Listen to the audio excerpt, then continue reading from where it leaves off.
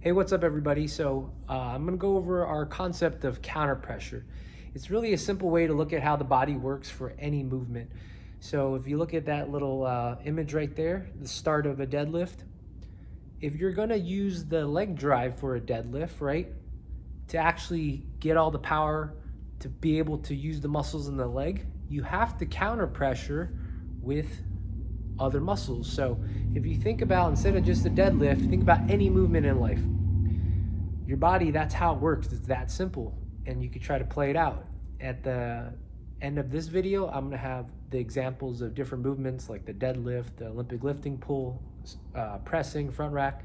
So you could check it out and hopefully the concept clicks a little better. But if you think about it, if you're using your arm, you're trying to do a bicep curl, let's say. I'm trying to curl to use these muscles, but something has to hold and counter pressure my shoulder in place so that I actually can engage the bicep properly. So what happens is, no matter what movement we do, there's one side of the wrench which is supposed to hold it down, and then the other side of the wrench which is supposed to do the tightening or perform the movement. So the problem is, if we don't understand this, how the body works, we can't really figure out if we're using the wrong tools for the job.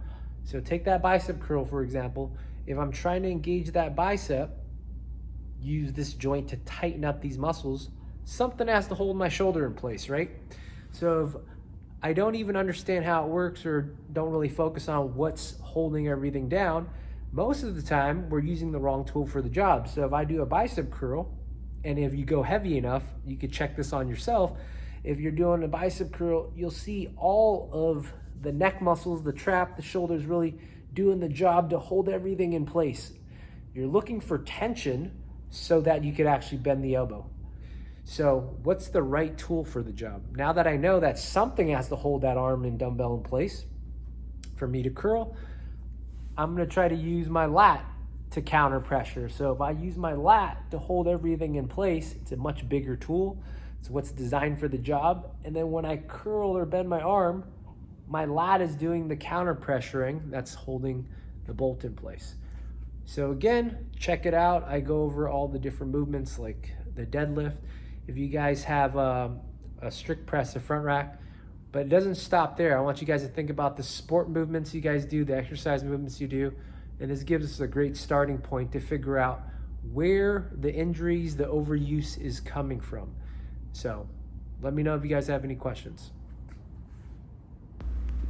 So let's take a look at counter pressure and how it applies to many different movement patterns. This starts with a deadlift. So if you take a look at this happens all the time, right? Have you ever been told that, you strip your butt or the hips come up too fast? So if I'm trying to focus on the leg drive right here, I'm pushing through my knees, my leg drive, knee extension, whatever you like to call it. If I am not counter pressuring with my glutes and hamstrings, then I could drive as hard as I can with my knees, which is what happens, but then my hips just shift up. Again, that same analogy, I'm trying to tighten up the muscles, use my leg muscles, but since my hip muscles are not on, the hips can just shoot up because they're loose. There's nothing tightening it down. So that's what kind of a stripper butt or the hips coming up too fast.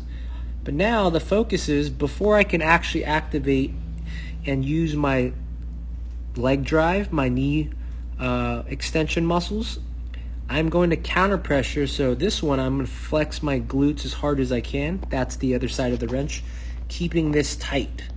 All right, so now I can actually drive through my legs. So if you look at this one, I'm flexing my glutes to counter pressure, and then you'll see that I have that knee extension where I'm actually transferring the power straight up.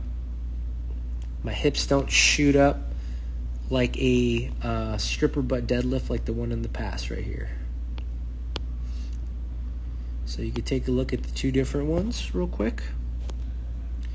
So that's no counter pressure. I can't effectively use my knee drive or leg drive. This one's with counter pressure. You can see the difference. So now I take it into an Olympic lifting pull. Same concept, right? Your body works the same. It's just different application. So this is my clean pull or clean setup, and then you'll hear it all the time. You could drive up, and then my hips shoot up for the clean pull. I've lost all tension in my legs. It just kind of, my legs go straight, and then my weight rocks on the heels. How many times have you guys done that in an Olympic lift? It just goes to the back. So then here, same clean technique, but I'm focusing on keeping my glutes tight like the other side of the wrench. And you can see the difference here. I feel way more active. I feel the tension stay in my quads and legs and glutes. So this is way better just because I'm counter pressuring. If I'm trying to look for tension in my legs, right? I have to counter pressure with my glutes. So now take it over into some sort of front rack or pressing position. Again, for years we've used that cue, right? Elbows up, elbows up. So I'm just forcefully driving my elbows up. There's nothing counter pressuring, right? The other side. So I don't feel any tension in my back, my lats, core. So I'm just going elbows up. So without counter pressure, my elbows are up, and then I'm pushing off of that platform where I'm not stable. And then when I get to the top, it's a lot of neck and shoulders. That's holding everything in place. See how shaky I am? So then the difference now is I'm going to use my core and lats, my rib lats, all to lock everything in place. This is that other side of the wrench again. And then now, because these muscles are on, sorry, let's come back out again. Didn't mean to do that. So all of these muscles are on. My core, which is oblique focus, my lat, everything stays rigid now. And then when I crank those elbows up, I'm able to create more tension and torque here. So right now, all of these muscles are on fire compared to the first elbows up position.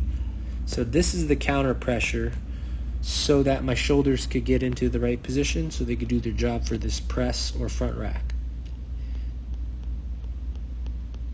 So there's counter pressure there for the shoulders. And then when I get to this position, these muscles are still on fire, and then I'm way more stable at the top. So you can see it sits right nicely in that overhead position because I counter pressured. Because think about it, if you drive up and there's no tension here, it's very easy to overarch. It's very easy to have the shoulders float up or shrug up because nothing's holding it in place. There's no counter pressure. Again, that bolt is spinning.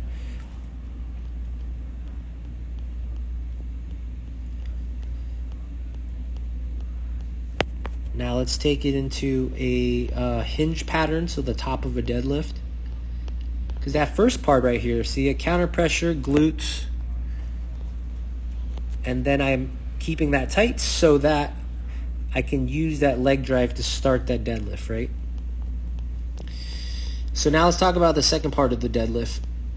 How many times have you been told, for whatever reason, kettlebell swing, deadlifts, Olympic lifts, throw your hips into it, that violent hip extension, right?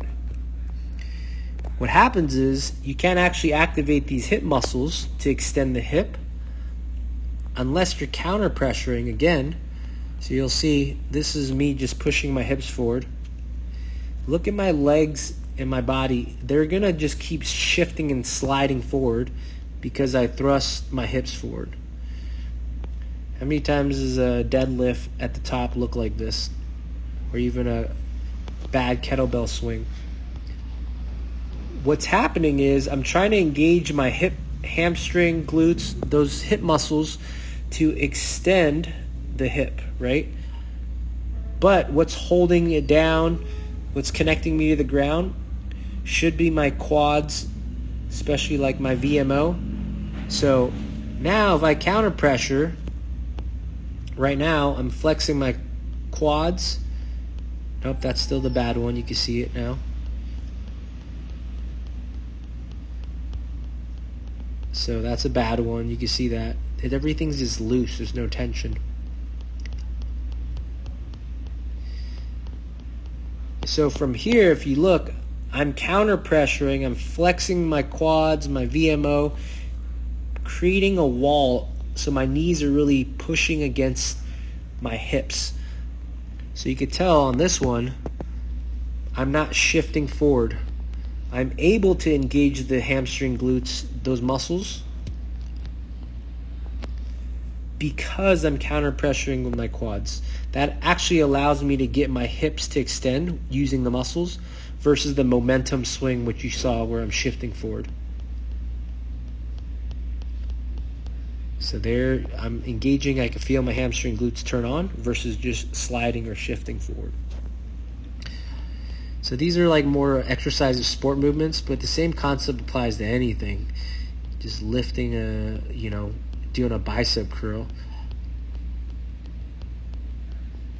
So then I guess threw in some Olympic lifts for pulls, right? People are just always saying like more hips or hip drive.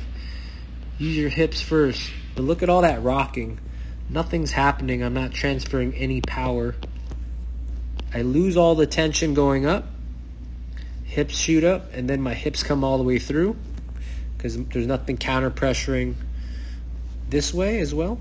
So then my hips just swing the bar forward.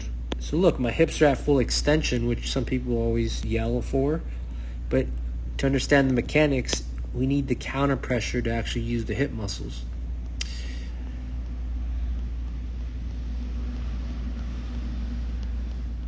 So this is where I'm finding counter pressure. See my hips move up with my knee drive because my glutes are on.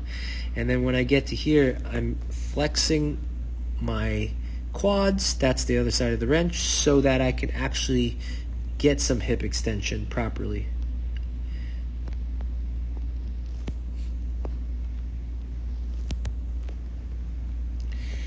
So this is a good Olympic lift because, again, counter pressure here, violent drive through the leg versus the one right before, which is probably most common, like this.